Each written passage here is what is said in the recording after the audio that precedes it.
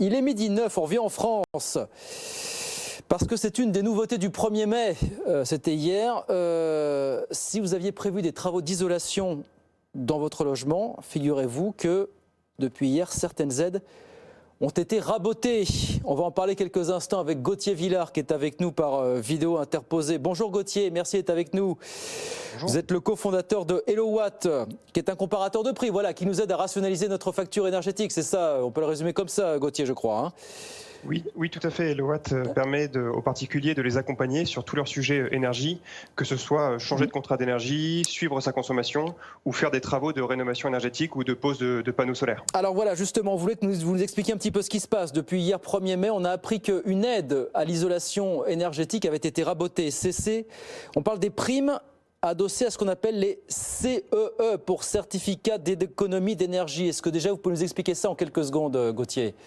Oui, tout à fait. Donc, pour la rénovation énergétique, il y a deux primes principales qui existent en France.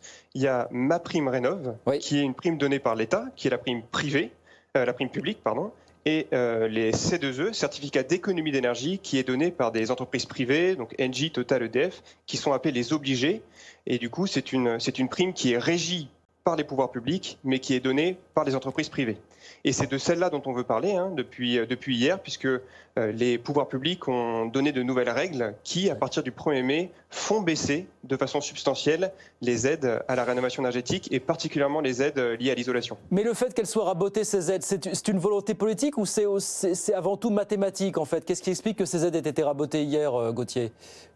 Alors c'est un mécanisme d'événements qui ont fait que depuis cette année, les entreprises privées ont moins d'objectifs de volume, donc de C2E, et du coup ont moins envie, disons, de récupérer les certificats d'économie d'énergie pour les consommateurs. Ouais. Et c'est ce qui fait que l'État a dit, bon, à partir du 1er mai, on va raboter en partie ces aides sur les chantiers pour que les entreprises privées puissent en vouloir un peu plus. C'est ça. C'est un peu contre-intuitif et un peu paradoxal, Gauthier, parce qu'on a été à une époque effectivement où, avec MaPrimeRénov', on voit il y a un grand succès, il y a un gros engouement des Français pour ces travaux de rénovation énergétique, et c'est à ce moment-là qu'on rénove les aides. J'imagine que c'est peut-être que certains de vos clients vous font remonter comme sentiment à l'heure actuelle.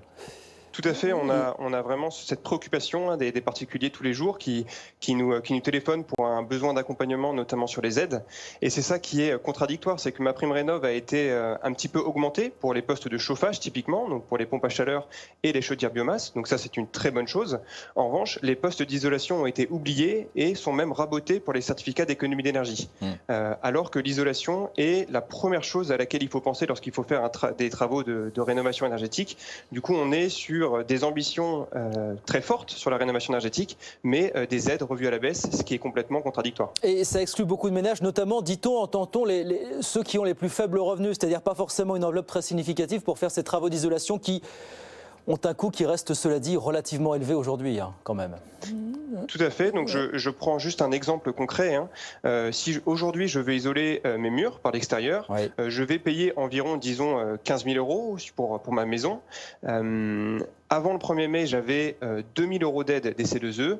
Aujourd'hui, j'en ai plus que 800 à peu près. Donc, ça veut dire que j'ai 1 200 € de plus de reste à charge, ce qui va du coup pas du tout inciter les Français à réaliser des travaux. Ouais. Vous savez que ça peut casser une dynamique véritablement, ce genre de décision, enfin, voilà, de basculement, Gauthier? Oui, tout à fait. Alors, il y a énormément de mécanismes et énormément de changements qui sont faits sur les C2E depuis un an. On a vu une trentaine de changements depuis l'année dernière. La plupart sont pour revoir les aides à la baisse. Du coup, ce genre de dynamique, effectivement, peut casser le marché. Et du coup, ne pas inciter les particuliers à faire des travaux qui sont dans le sens de la transition énergétique. Voilà, ces primes qui ont été rabotées, un prime adossé à ce qu'on appelle les CEE pour certificats d'économie d'énergie. C'est entré en vigueur effectivement hier 1er mai. Merci beaucoup Gauthier, merci d'avoir été avec nous quelques minutes pour nous expliquer tout ça. Cofondateur de HelloWatt avec nous sur BFM Business.